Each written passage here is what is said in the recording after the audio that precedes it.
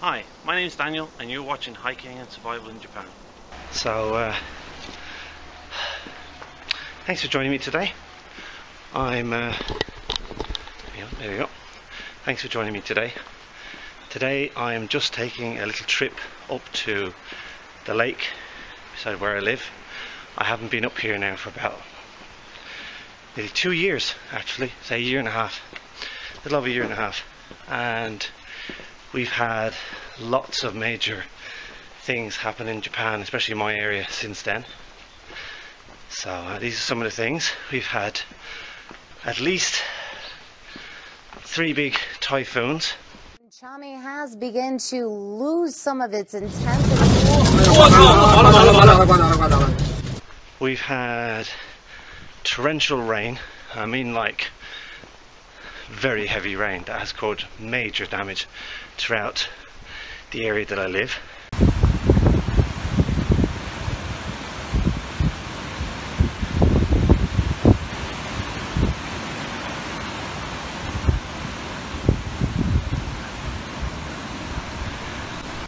And we've had earthquakes.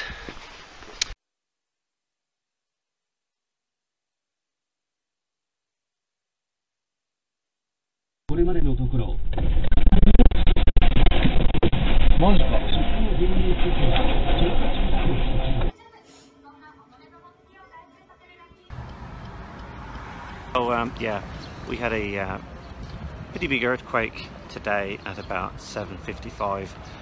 It registered 5 on a scale of 7 here in Japan, which is pretty big. We weren't the epicenter. The epicenter was slightly north of Osaka.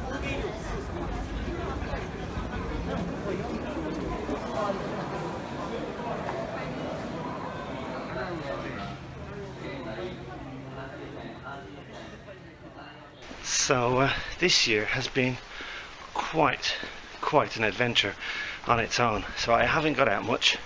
We've also had severe sun and heat waves throughout the summer. Temperatures. Japan is experiencing a record-breaking heat wave, which officials say contributed to the death of 65 people last week.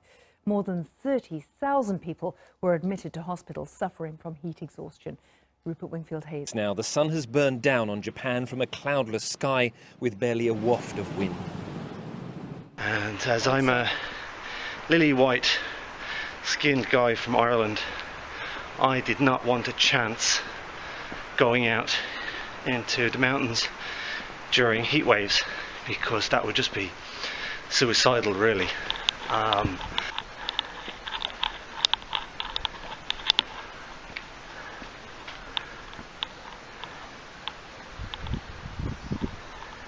So because of work and home life and other commitments, I've really had no time or energy, to be honest, to come out and do any hiking or do anything like that outside. So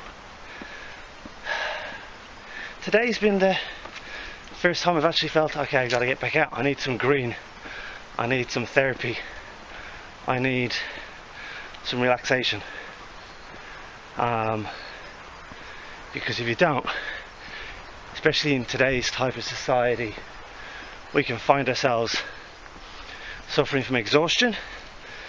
And to be honest, I would say 90% of people do not understand what exhaustion is, how it affects you, and the damages it can do to you if you're suffering from a long period of time.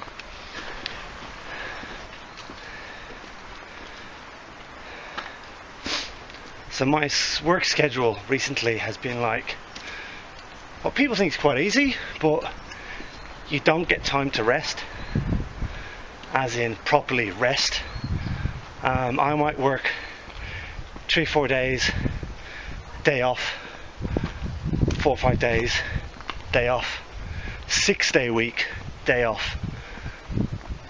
But you don't get 2 days together, and 1 day on its own is not enough to recuperate your energy and build up your stamina again.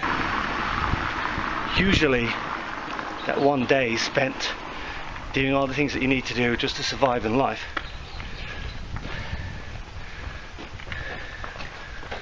Yes.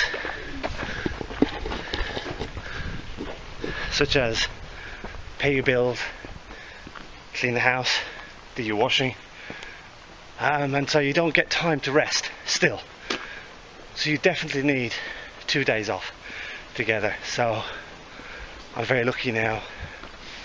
I've got 3 days together, and so first day I literally just slept the whole day. I had no energy to do anything else, just slept, did very little, and then today I'm getting out and giving my mind some peace as well as my body. So sorry if I was a bit out of breath there. As I said, I haven't been out and about, so I'm a bit unfit, actually quite unfit to be honest with you. And as I said at the beginning, I'm up here at the lake near my house, and I haven't been here for nearly 2 years, so I've decided to come up and have a wander around and see what the damage has been after the typhoons and earthquakes that hit the area. A few years ago we had again some heavy typhoons hit us, which caused major landslides in the area. So one of the areas which I used to use for my videos, like my overnight stealth and the different testing of equipment, got destroyed by a landslide, and so I can't use that area anymore. And another place where I used to take my kids, and I took those, I used to take those other people, as I told you, a group of kids I used to take out, was also hit by a landslide as well. And they don't have the money or time to clean those areas up, so they just stay the way they are. If there's a major danger to public, they will change most of it, but otherwise they won't.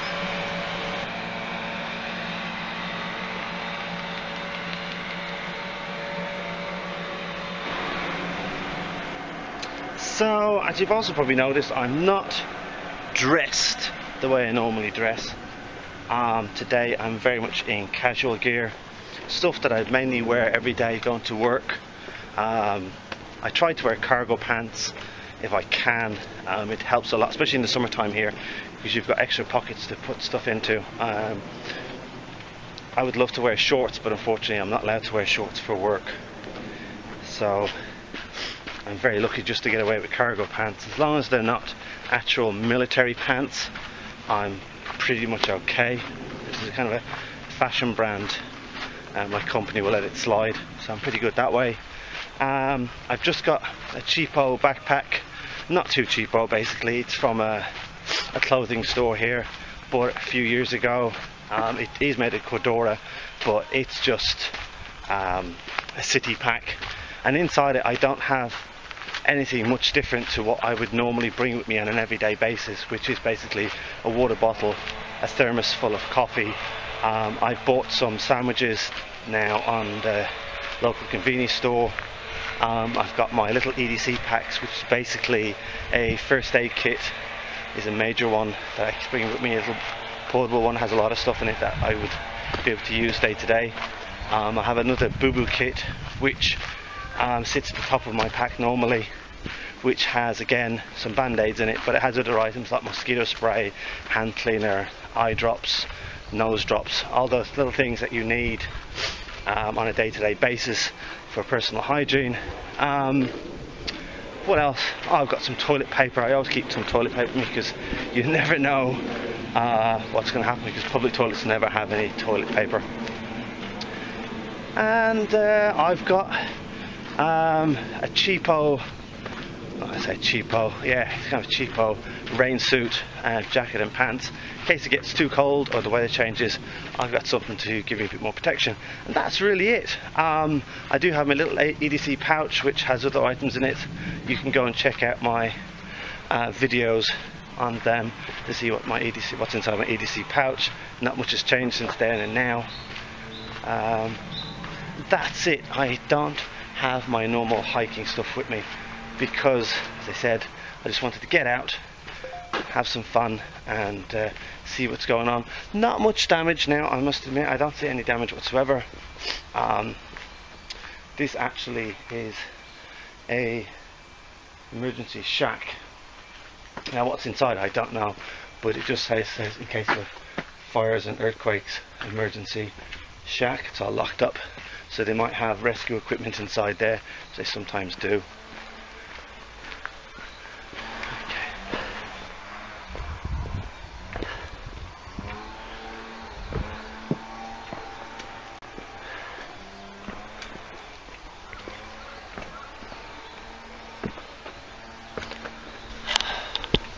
Wow. Let's sit down for a bit, enjoy a bit of the sun. Yeah, it's nice just to get out. It really is.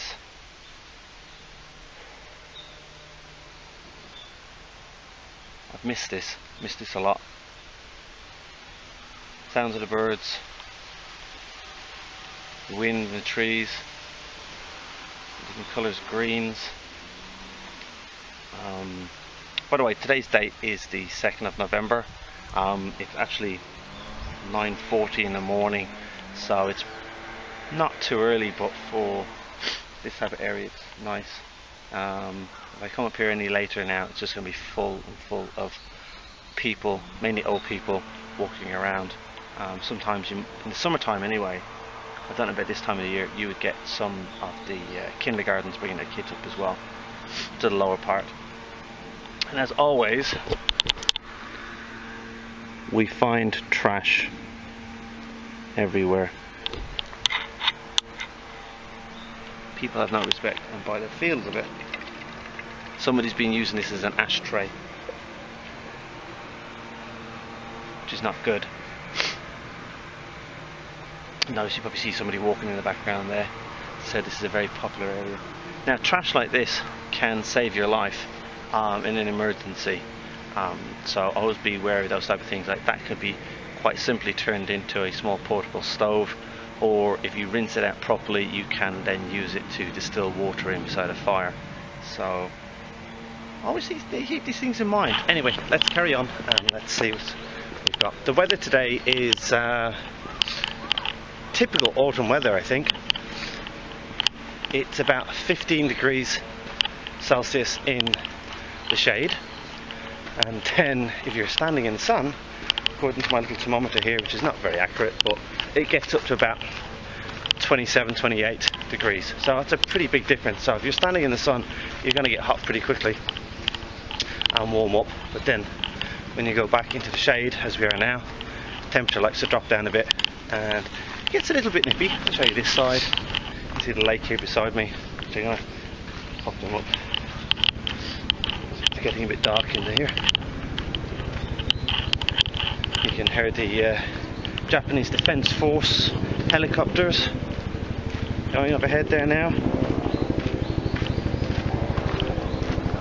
Their direction is heading from the southeast to the northwest of Japan. There's a lot of bases up that way. There's no bases around here. It's one of the reasons why I wanted to live here. But at either end of the country there's more bases.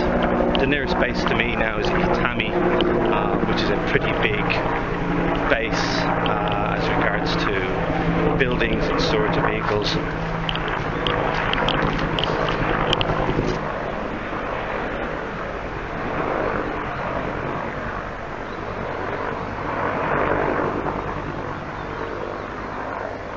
That was a Japanese Huey going overhead. Don't know, are they still made by Packard Bell?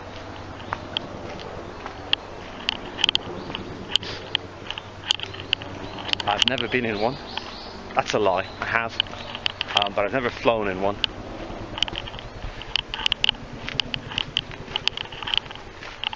Would be a nice dream of mine to fly in one. have been in a Chinook, and I have been in a Dauphin, which any of you might know was the favourite helicopter of the Irish Defence Forces for a long time. Had a beautiful domed front on it. Only sat about 5 people, including the pilot and wingman, who basically spent most of his life hanging out the passenger door, making sure that there was coverage for the helicopter. It used to be fun.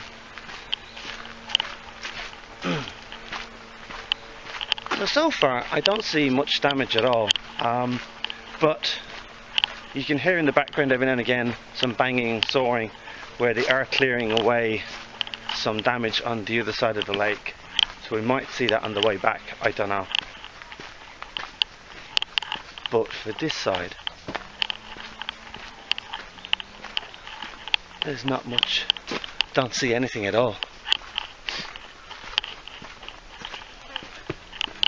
It's quite nice.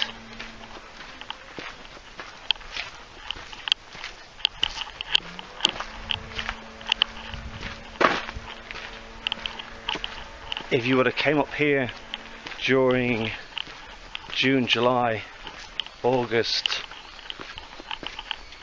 you would have been swamped by every insect known to man. Mosquitoes, flies, caterpillars, spiders, you name it. This place is a breeding ground for it.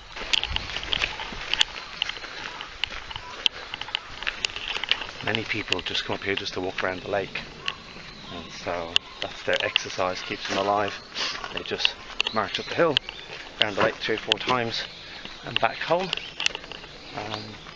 They have nothing with them, just what they have in their pockets, and that's it. And I get strange looks at being the mad foreigner living in Japan talking to a stick, which is basically what I'm doing.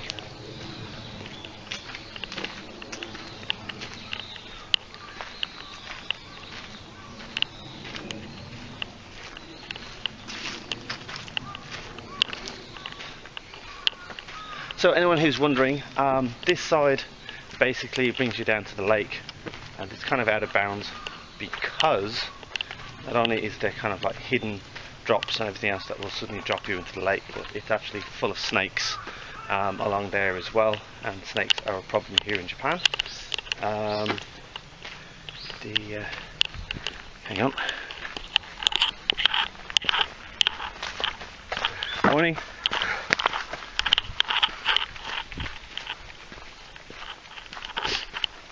Another foreigner out for his morning jog. There we go. There's a pretty old but battered sign warning you of mamushi. Mamushi is the tiger snake, if I remember rightly,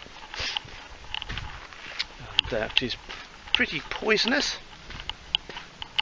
Haven't seen one myself, alive anyway. I've seen a dead one, and usually when I've been out, sometimes I'm with my son. My son knows a lot about snakes and insects. He's a 10-year-old and so loves these things. So he often keeps me updated on what animals and insects we have seen on the trail. And his favourite thing is like, yes daddy, that will bite you, and it's not poisonous but it does hurt. So that's quite nice to know. So mainly, as I was saying, down here we'll bring you down to the river, the lake, and it's basically bamboo forest down there. There you go, you can see just there's a lot of bamboo down there, and anybody who's trying to navigate through a bamboo forest will tell you that it is painful and nearly impossible, as bamboo is a type of grass and it grows right beside each other, and there's not much places you can put your feet down. As regards to the other side, steep slopes up into the mountain, and this is what I was saying about might have been problems with landslides during the typhoons and earthquakes, because this stuff, once we had so much rain, has no grip whatsoever. So I was worried that a lot of this might have come down to devastate the road that I'm walking on. As you can see, again, it's not the type of area you want to be trying to navigate. I have navigated parts of it a few years ago, but you can't get very far, and it's not very enjoyable doing bushwalks. Not in that type of bush.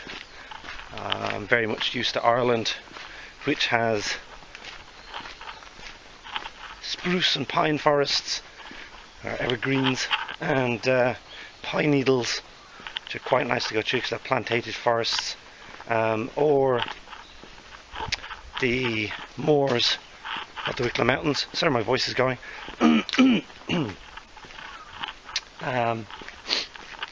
So this is really a different type of environment.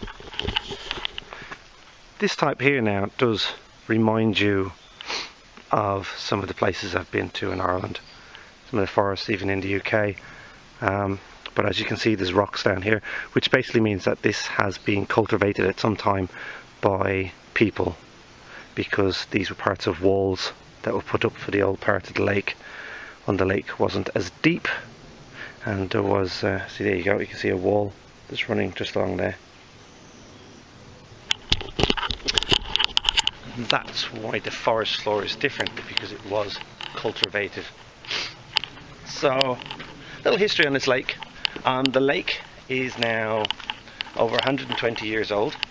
It was first made in the early 1900s.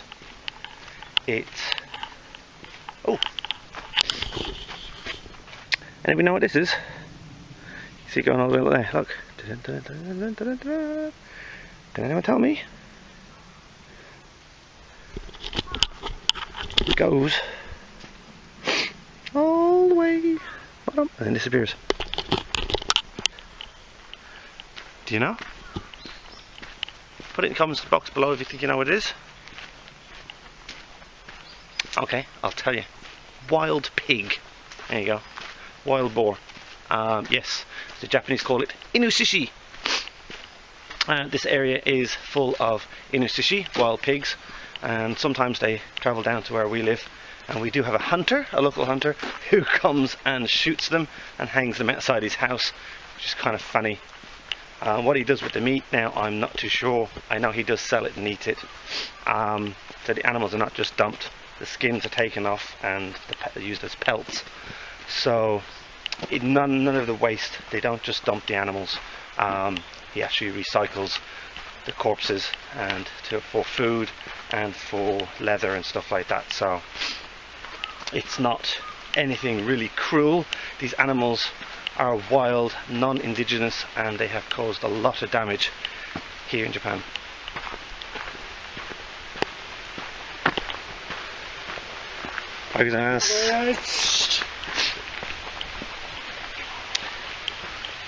The locals. Now, don't know if you can see there, they've had to put sandbags down to stop some of the erosion. So I think during the heavy rains and typhoons, a lot of this has been eroded, and the ground has been coming undone. So all the sandbags which they've used to help make these roads are now coming up. So at some point next year or the year after, I think they're going to have to pave these roads again. It does happen, but it takes them a long time because it costs a lot of money to do it. Now this here is a little path which will bring you down to the river, but once you get over there, it's not clear, it's undergrowth, and you end up falling into the river basically. I've done it. I've seen groups of 25, 30 people who are on hikes with guides who don't know the area, bring them that way and end up in the river, which is quite funny.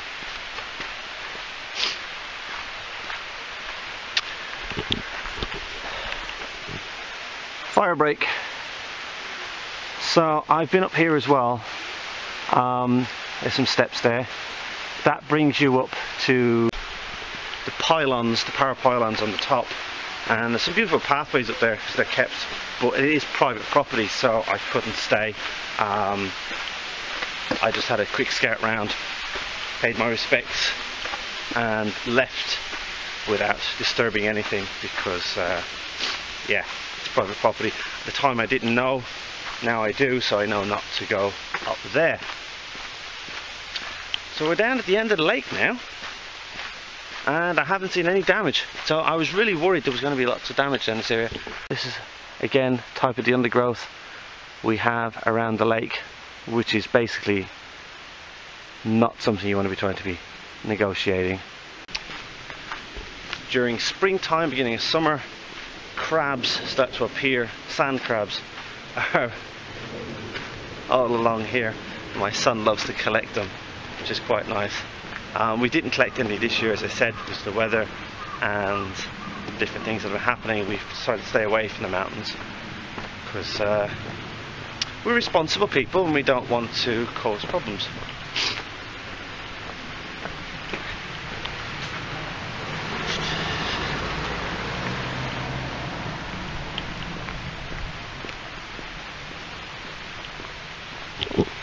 They've cleaned up the picnic area. Looks really nice now. I gotta admit, a lot of this place has been kept clean by the little old guys who come up and do their morning walks. Okay, it's very much a community effort, and so if I see dirt around, I'm not too happy because I know these guys put a lot of effort into keeping this place clean. So now I'm just coming down here. This is a little stream that feeds into the lake itself, and it's where I normally bring my kids, and if I'm doing any nature walks for kids I bring them up here as well.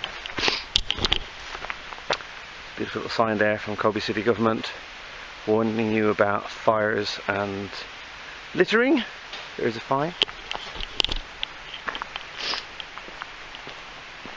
And these trees are so beautiful and old. These are some old trees. I've seen photographs of up here going back 10-15 years and it's still the same, nothing's changed. So remember I told you at the beginning of the video that there was a landslide a few years ago and they still haven't cleaned it up. This is it. They still haven't come to cut down the trees. They have put up warning ropes that have been there for a very, very long time, and still it's getting to a point where nature is just cleaning itself.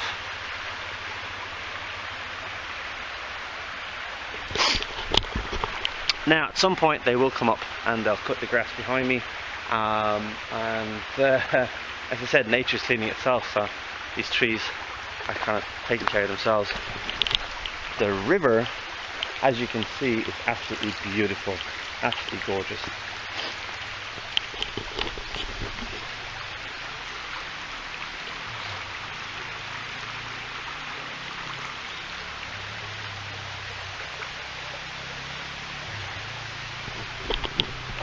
So do you remember I showed you that pathway that comes down?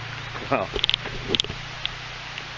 that's it there. It comes down this way and basically you're dumped over there at the end of the path, and as you can see it's all overgrown, so you end up with groups of people just like standing in the river going like, what am I going, where am I going, what's this? Which is quite funny. Alright, oh, they've been doing some work, but I think, yeah, this again is the wild pigs. So yeah, they've been putting a drainage ditch in for something, and the wild pigs have come down because the earth is very loose and they're looking for worms and everything else. And some people say, no, they just dug it up and left it. No. That's why you've also got like this over here where the pig's been digging his nose in. Okay. And the same over there. For no apparent reason, they're digging it up, you see. All along the side, the concrete. That's what wild pigs do. They like to eat plants, vegetables, fruits, anything edible, even worms and other grubs and shoots. and so they find any type of loose soil that farmers or people have been digging up. They're down straight away to see what they can find in the upturned earth. There we go. So I'm going to sit down here now and have some lunch. It's a bit early, but hey, I don't mind. Have a little rest here and then we'll carry on down the road.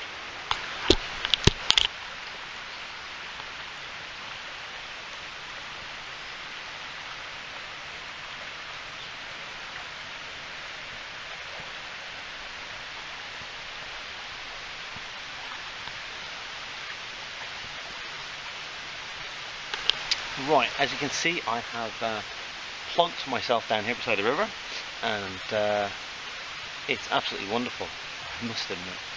I can feel the stress just going away. There's a mini waterfall just down here, which is quite nice. We'll have a look at that on the way back. You've seen it in my other videos. Yeah, guys, please check out my other videos, and do check for updates on stuff that I've done. I often do updates on reviews that I've done to let you know how things are working out, so do check them out. Thanks to everyone who has been writing to me recently about some of the backpacks that I've done reviews on. I have found myself being sent really nice messages asking about packs that I've done reviews on, items I've done reviews on, about how they're holding up and how they're doing, and that's really nice, guys. Please do it, okay? Don't be scared to send me a message asking how something's working out, or tell me what you're going to do, and do I think this pack or item would be suitable for what you're going to do. I'll give you my best honest opinion. If you can't find the item that I've done a review on, I will try to find it for you. You know, that's what I do. I am not an obnoxious person, and so if you've come to me asking for help, being very nice about it and being very friendly, I will help you 100%. I've done it many times. You can check through a lot of the videos on reviews and see the comments and see what's going on, but as usual, if you come with an uneducated, bad attitude, trying to correct something I've said, I will basically shoot you down. I don't make comments about things without having personal first-hand experience of stuff, or checking up on it very much myself beforehand. Sorry. I'll give you an example. I did a review about 5 years ago now on a pair of Magnum desert boots that I had got on eBay from a guy in the Royal Marines who had just come back from Afghanistan. I said I had commented very clearly where I got them from, said how much I paid for them, said how much I basically want to say thank you for all those people who've given their lives and given their service for their country and for our own safety all around the world. And this guy basically got on saying, no, those boots were never issued to the British forces and blah blah blah blah blah blah blah blah. They're only street stuff, blah blah blah. And so I had to like send this guy links and videos from British forces guys.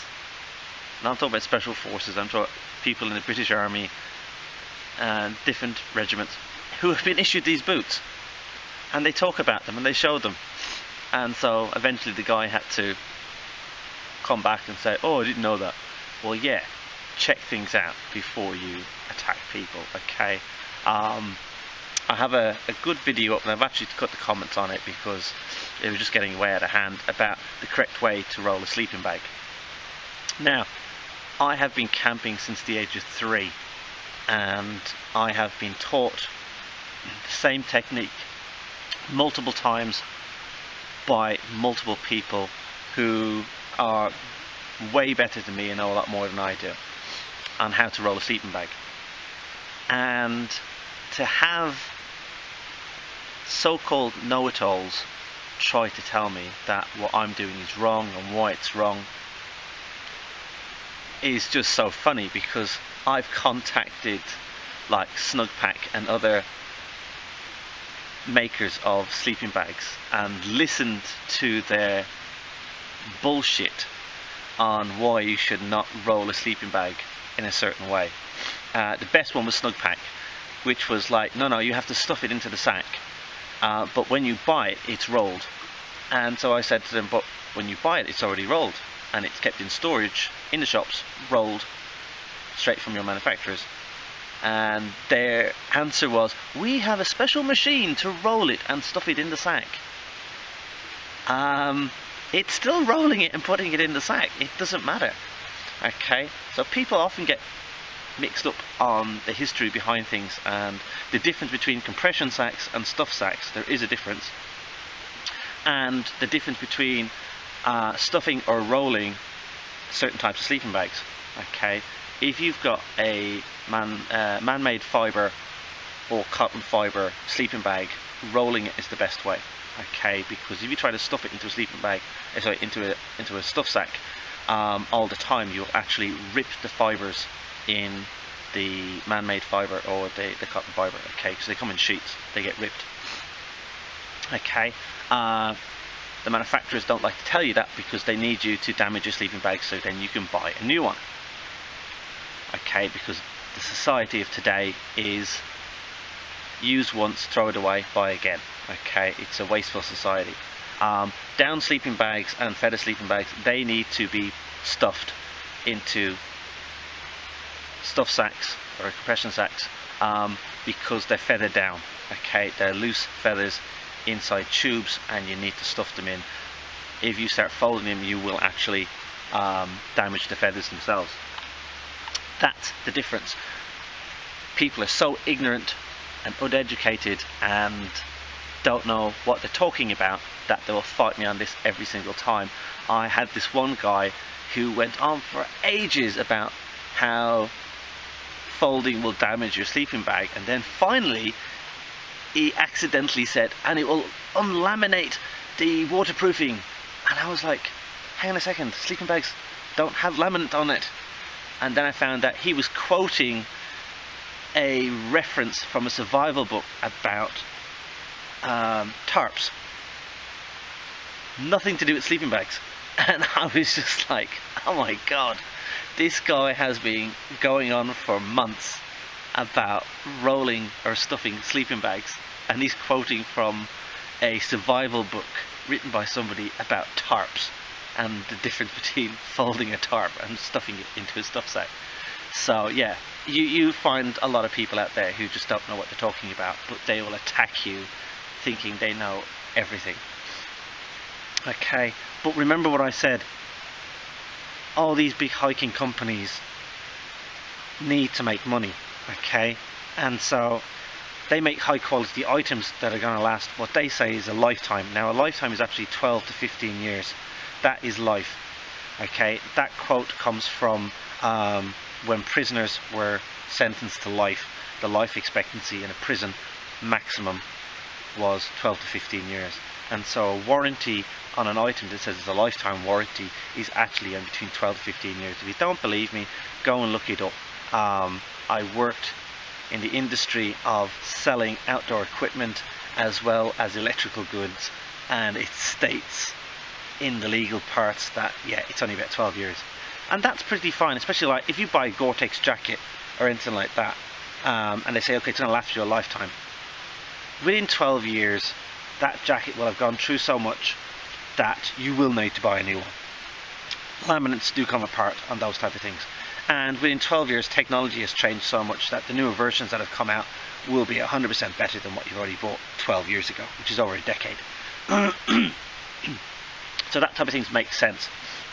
But for companies these days, they need a high turnaround time on products because every year they've got to come out with a new brand of product. And if you've already spent nearly 200 either dollars or pounds, euros, whatever it is, on a sleeping bag or a sleeping system that literally could last you 10 years if treated properly, it's not a marketing thing that they want you to do. Okay, so they will actually tell you the wrong advice to make sure that that product will break down over a certain amount of time. Okay, you mightn't believe what I'm telling you, but it's true. Okay, think about it, it makes sense. Yeah, think about these things, guys. Sorry, I'm rambling. Anyway, I think it's time to get some grub inside me. Right, okay, sorry for rambling on back there. Sometimes that's what I do. But yeah, I've had my lunch now, and you see, left no traces. And we're gonna head out. We're gonna head down the other way now and see. I'll have a look at the waterfall for you, and then we will go and see what damage is down the other side, if there's any. I'm really surprised now there's no damage on this side. I'm really happy, and yeah, let's carry on. I've got about 20 minutes left of video time, so I might be cutting this in and out, so do forgive me.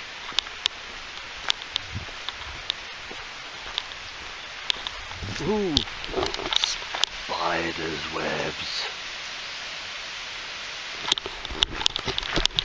In Japan, they have quite large spiders.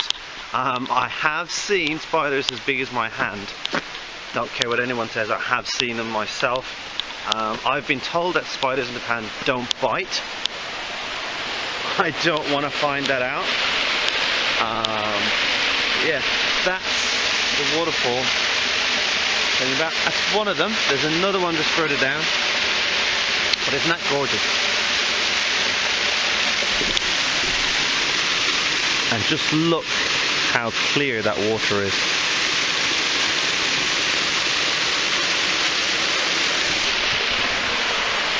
Now, it doesn't matter how clear that water looks, you've still got to purify it, okay? Because there is so much bacteria nowadays.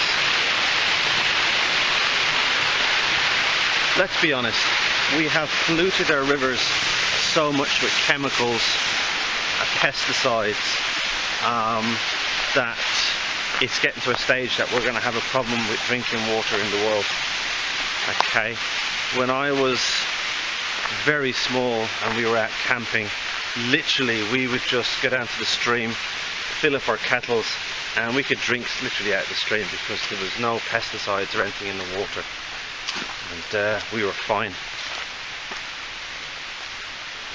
Now, of course, you'd still want to boil up the water,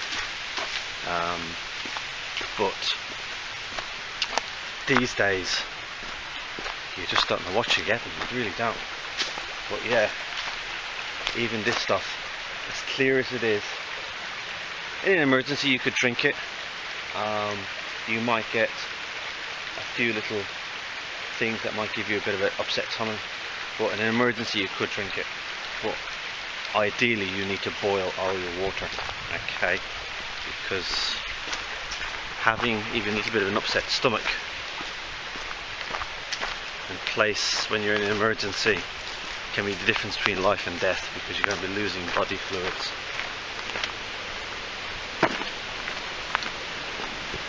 And this, can't really see it, is the second waterfall. You can hear it though.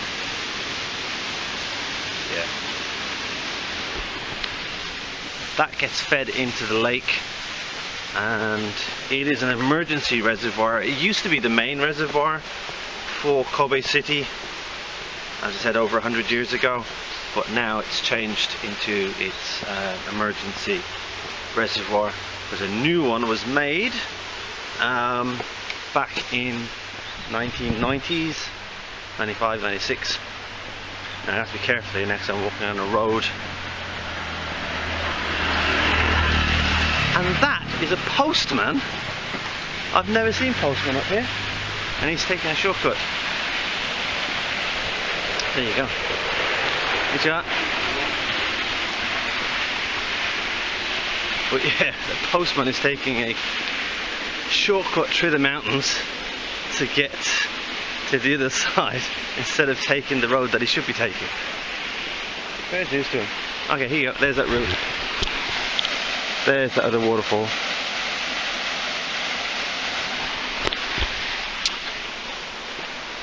There you have it. And the river just starts to change colour now. You can see it's turned into a murky green. There's the algae and everything else. And this river now, feeding into the lake, is full of non-indigenous turtles or terrapins, which have been dumped here by people. And literally, there's one there. Don't know if you can see him. He's just swimming over there. Here he is.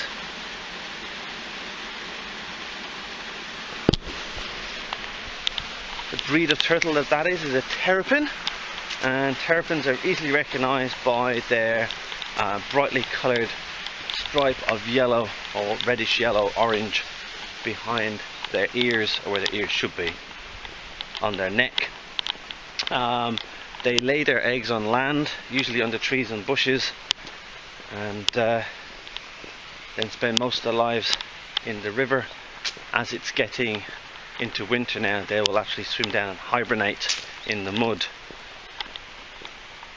But this place is full of them, and then there is fish as well and everything else, and a lot of wildlife here. Wow, I've never actually come down to this part before. This is on the other side of the lake, and it's a little viewing spot, and I don't know if you can see, this actually area is a picnic area, and a little kind of covering hut up there, and it's usually full of 7 to 8 old people smoking, gambling, playing cards, playing chess, do whatever they're doing, even doing barbecues sometimes, and they're usually just noisy and smelling of tobacco and not really inviting, and they kind of scare a lot of people away. And like myself and other families come down, they're just like, don't want to be near them, and they're just old geezers doing what they do, and there's nothing wrong with them, and they kind of like take over the area.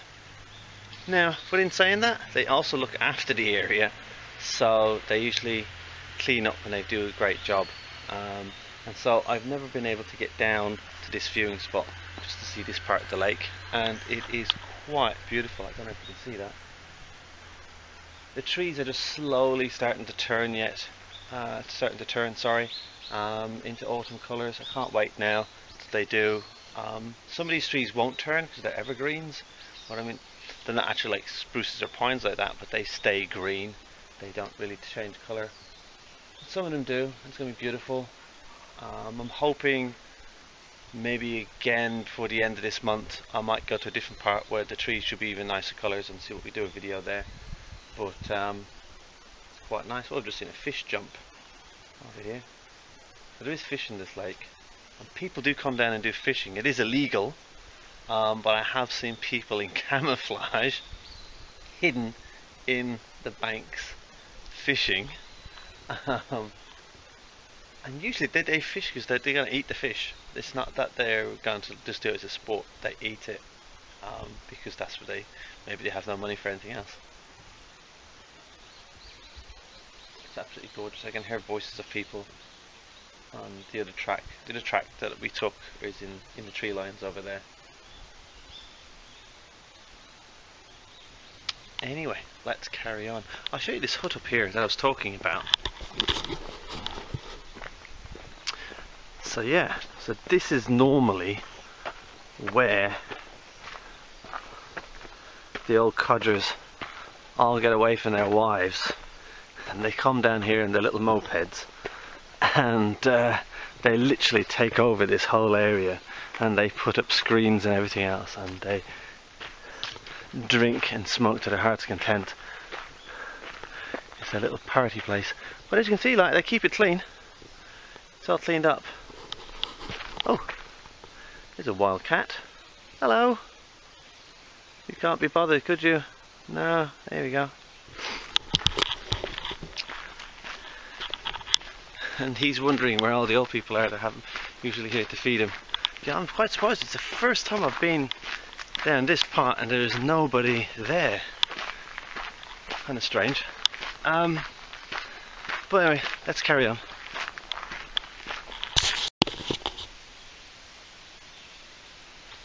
Right, so even down this area, it's all been dug up.